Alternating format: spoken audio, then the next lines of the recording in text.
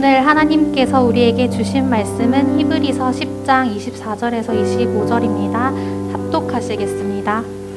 서로 돌아보아 사랑과 선행을 격려하며 모이기를 패하는 어떤 사람들의 습관과 같이 하지 말고 오직 권하여 그날이 가까움을 볼수록 더욱 그리하자.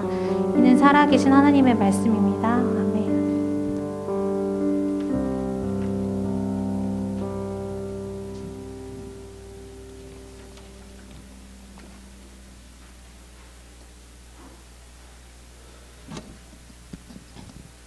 할렐루야. 울산의 코로나가 이제 2단계로 올라갔지만 그래도 이렇게 방역 지침을 지키면서 또 모여서 예배드릴 수 있음이 너무나 감사한 것 같습니다.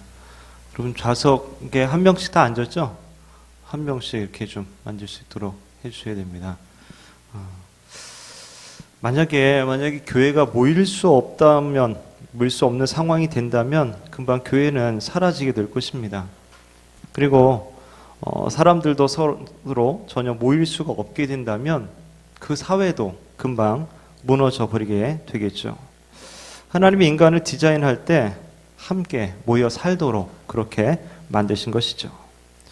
아담이 혼자 있는 것을 보시고 좋지 못하다 이렇게 생각하셔서 하와를 만드시고 가정을 허락해 주셨습니다.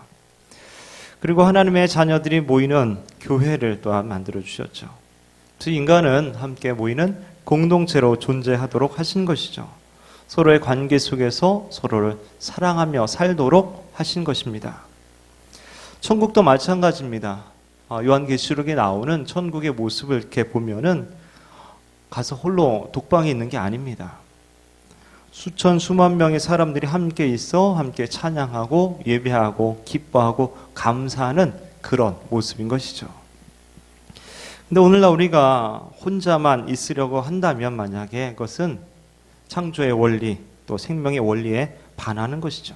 결국 영혼육이 시들해지고 여러 가지 병이나 문제가 생길 수밖에 없게 될 것입니다.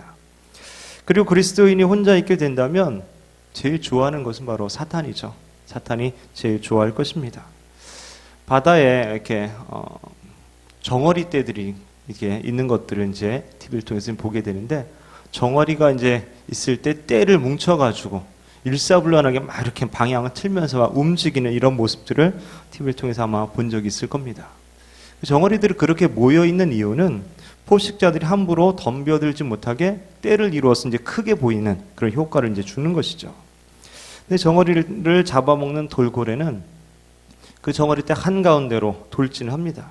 그럼 무늬가 막 이렇게 흩어지고 저렇게 흩어졌다가 다시 모이고 막 이렇게 하게 되죠. 그런 여러 번의 시도 끝에 또 일련의 무리가 이제 따로 떨어져 나갔을 때 그들은 곧 돌고래 이제 밥이 되어버리게 되는 것이죠. 사탄은 성도들이 모이는 것을 좋아하지 않습니다. 어떻게든 흩어 놓으려고 합니다. 혼자 있게 만듭니다. 그러면 그 사람은 곧 믿음을 잃어버리고 하나님에게서 멀어져 버리게 되죠. 그리고 사탄의 밥이 되는 것이죠.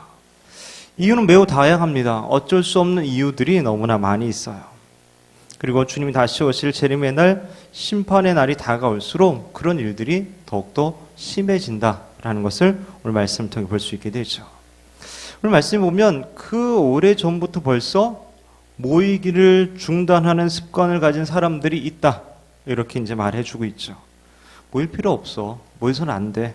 모이면 위험해. 등등의 다양한 이유를 들어서 모이지 않는 사람들이 있었고 그것이 벌써 습관화가 되어버린 사람들이 있었던 것이죠. 왜 그랬을까요? 히브리서가 쓰여진 시기에는 기독교에 대한 박해가 계속 이어지고 있는 그런 시기였습니다. 바울과 같은 유대인들이 기독교인들을 핍박을 하는 거죠. 감옥에 가다 놓고 때론 죽이기도 하고 막 이런 일들을 하기 때문에 기독교인들이 함께 모여서 예배드리거나 드러내놓고 생활하기가 쉽지 않았던 것이죠. 거기에다가 로마는 어땠습니까? 로마의 지배 아래에 있어서 로마는 그 로마의 신을 숭배하기를 원했고 또 로마의 황제를 신격화해서 숭배하기를 원했던 것이죠. 기독교인들은 그것을 거부했기 때문에 또 심한 핍박을 받게 되었던 것입니다. 당시 예수를 믿는다고 고백하는 것은 목숨을 걸어야만 했던 그런 중대한 일이었습니다. 이런 상황이라면 여러분은 어떻게 하겠습니까? 당장 믿음을 버리겠습니까? 포기하겠습니까? 만약에 여러분들이 그렇지는 않더라도 아마 믿음은 흔들릴 수도 있을 겁니다. 과연 내가 믿음 생활을 해야 될 것인가? 히브리서라는 편지를 받게 될 사람들은 기독교인이 된 유대인들이었습니다.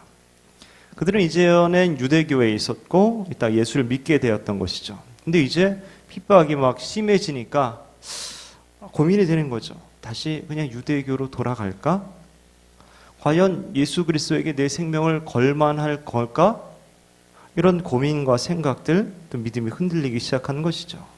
이 사실을 알고 있었던 주님께서 히브리서 기자를 통해서 믿음을 견고히 하라고 권면하며 슬기로운 신앙생활에 대해서 말해주고 있는 것이죠. 특히 오늘 말씀을 통해서 서로 격려하라 이렇게 말씀하십니다.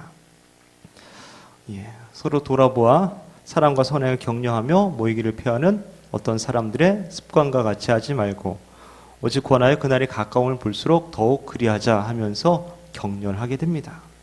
서로 격려하라고 하는데 이 격려하라는 말은 원어적으로 보면은 심각하게 좀 자극을 주라는 얘기예요. 자극을 주라는 거예요. 쿡쿡 찔르라는 거예요. 그냥 가라앉아 있는 그런 어떤 것들을 떠오르게 하기 위해서는 그걸 막 이렇게 저어야 되는 거잖아요. 그거를 격려하다 이런 의미를 갖고 있습니다. 즉 성도들의 마음에 가라앉아 있는 어떤 사랑과 선행과 또 모여야 되는 것에 대한 어떤 사명과 열정 이런 것들을 막 휘저어가지고 격렬하게 자극을 시키라 이런 말인 것이죠. 아 내가 이래서 안 되지. 아 내가 정신 차려야지. 이런 생각을 하도록 자극을 시키라 라는 말입니다. 이 말씀 그 당시뿐만 아니라 이 시대 코로나 시대를 살고 있는 우리들에게도 그리고 주님 다시 오실 그날이 가까워지는 이 시대에도 정말로 필요한 말씀인 것 같습니다. 그럼 오늘 말씀에 무엇을 격려하라고 하시는지 첫 번째로는 사랑과 선행을 격려하라고 합니다. 사랑과 선행 뭐 수없이 들은 말이지만 굉장히 추상적이죠. 여러분 이렇게 추상적인 단어를 듣거나 할 때는 생각을 해야 됩니다. 생각을 해야 돼요. 어쩌라는 거야? 이런 거죠. 좀 좋은 말로 하면 주님 어떻게 하면 좋을까? 이렇게 하면 됩니다. 그죠? 그렇게 이제 기도를 하시거나 생각을 하는 거죠. 좀 기분이 안 좋을 때는 어떻게 하라는 거야? 뭐 이런 거죠. 이제 스스로 어쨌든 질문을 해봐야 돼요. 내가 구체적으로 실행할 수 있는 것이 과연 무엇이 있을까? 사랑과 선행, 뭐지? 어떻게 해야 되지? 이런 것들을 좀 생각해야 돼요. 오늘날 생각을 많이 안 하려는 것이 오히려 큰 문제이기도 합니다. 어쨌든 이런 것의 가장 쉬운 방법은 서로 인사하는 거죠. 인사하는 거. 교회에서 만나도 반갑게 밝게 인사하는 것, 서로의 안부를 물어보는 것, 이런 것 가장 기본적이고 중요한 것이죠. 바울 서신의 대부분의 많은 문서 가운데 계속 반복되는 말은 서로 사랑으로 문안해라, 인사해라 이런 말들이 많이 나옵니다. 사랑한 마음 상대에 관심을 갖고 안부를 물어보는 거죠. 잘 지낼 거 아는데 뭘 물어봐. 그런 게 아니라 그럼 물어보는 거야. 너 잘 지내고 있지? 요즘 어때? 뭐 이런 거. 별거 아니지만 관심을 갖는 거죠. 자기가 잘 아는 사람, 친한 사람하고만 인사하는 것이 아니라 잘 몰라도 처음 본 사람이라도 이 공동체 안에 있는 사람들에게 안부를 물어보는 거예요. 왜냐하면 우리가 주님 안에서 한 가족이니까 천국에서 계속 만날 사람들이니까 영원히 함께할 사람들이니까 관심을 갖고 인사하는 거죠. 때론 양쪽을 다 아는 사람이 중간에서 이제 같이 인사를 또 시켜주고 알 수 있도록 해서 분위기가 화목해지도록 만드는 거죠. 그리고 때론 늘 잘 보이다가 안 보인 사람들 있죠. 코로나19로 한 번도 안 보이는 사람 있죠. 이렇게 연락도 좀 해보고 어떻게 지내는지 어려움 없는지 관심을 갖는 거죠. 그 관심이 별거 아닌 것 같지만 때론 한 사람을 살릴 수도 있습니다. 회복시킬 수도 있어요. 또 가까운 사람들인 경우는 그저 이제 피상적으로 듣는 것이 아니라 깊이 있게 대화할 이런 시간들을 좀 가질 필요가 있습니다. 보통 이렇게 어느 정도 거리가 있는 사람들한테 속에 있는 얘기는 안 꺼내잖아요. 근데 그것을 꺼낼 수 있는 가까운 사이가 되어질 필요가 있는 것이죠. 그런 이야기들을 함께 나눌 사람들이 우리에게 누구나 필요합니다. 우리 누구나 다 격려가 필요하고 위로가 필요한 그런 사람들이죠. 얼마 전에 제가 TV는 잘 안 보는데 가끔 이제 영상을 이렇게 밥 먹을 때 딸내미가 이제 켜요. 유퀴즈를 많이 키더라고요. 네, 유퀴즈에 나오는 영상 중에서 감동에 대해서 함께 보고자 하는 영상이 있습니다. 함께 보겠습니다. 아니 그 저 배우분들 눈물 연기하는 거 보면 이게 진짜 어떻게 저렇게 막 눈물이 그렁그렁하게 이렇게 좀 매달리게 하다가 뚝 떨어지거나 그걸 어떻게 이렇게 하세요? 그냥 슬프니까 눈물 나는 건데.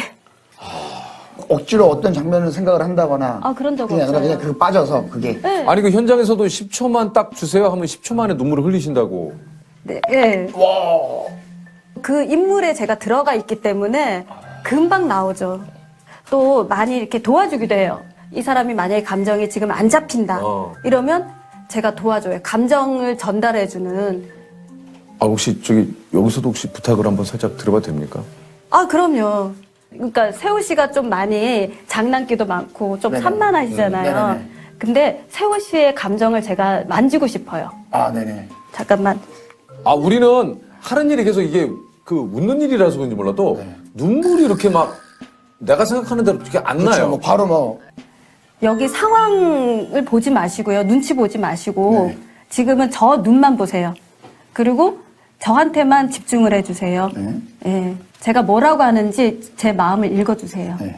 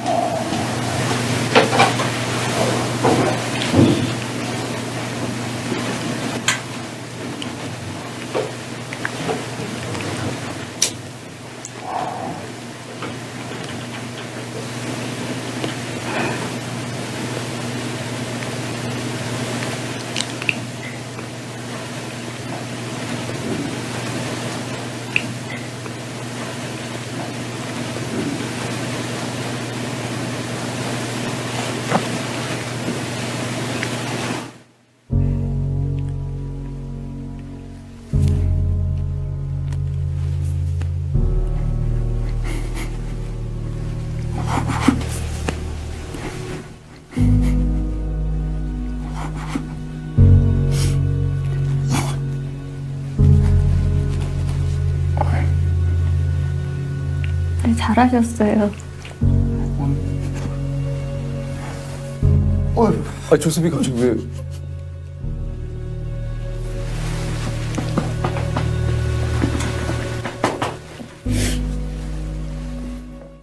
영선 씨도 좀. 예.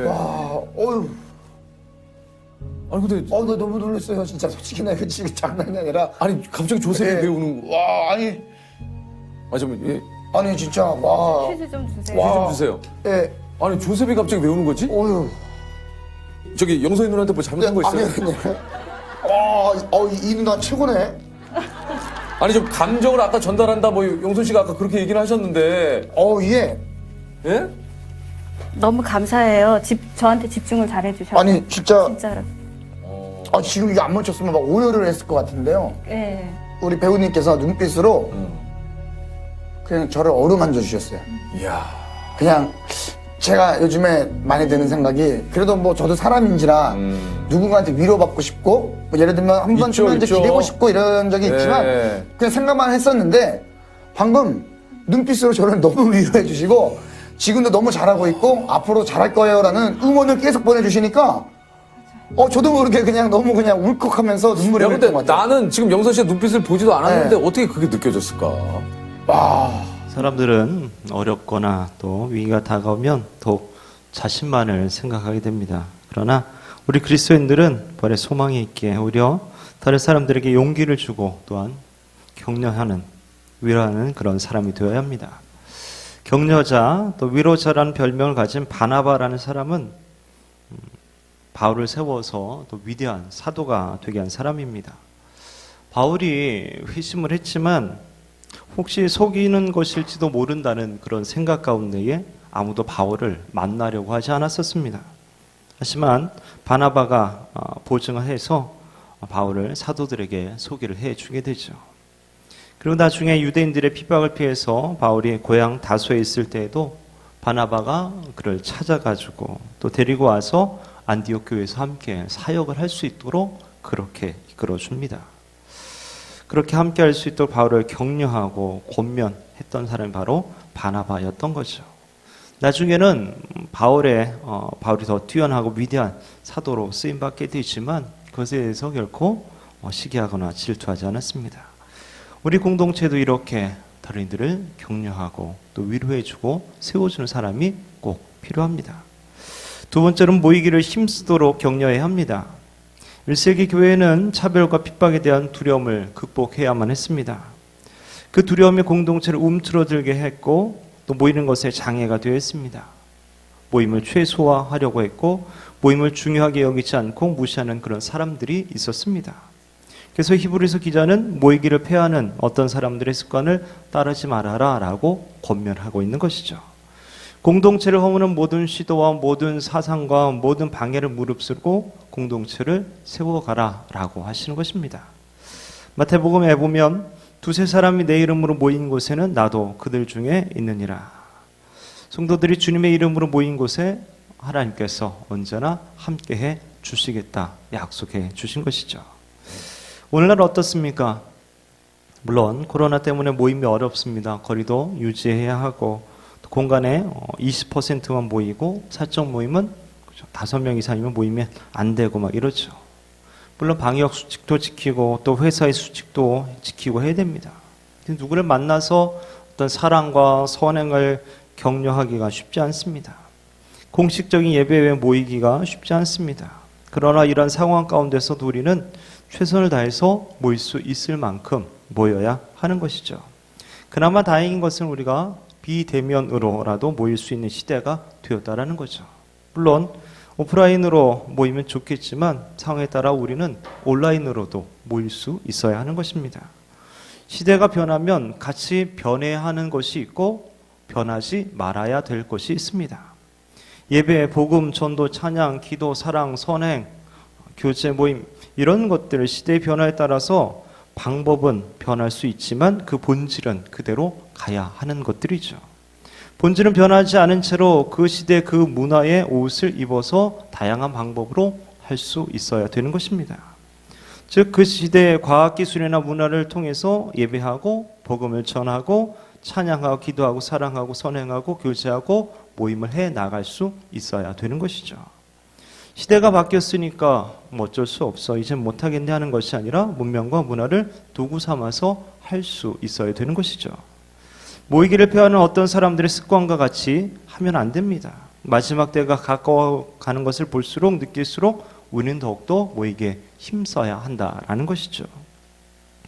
그러나 사람들만 많이 모여 있다고 해서 저절로 그것이 공동체가 되는 것은 아닙니다. 현대사회에 군중은 있는데 공동체는 없다라는 말이 있습니다. 무엇보다도 서로가 격려와 위로를 주고받을 때 그것이 아름다운 공동체가 되는 것이죠.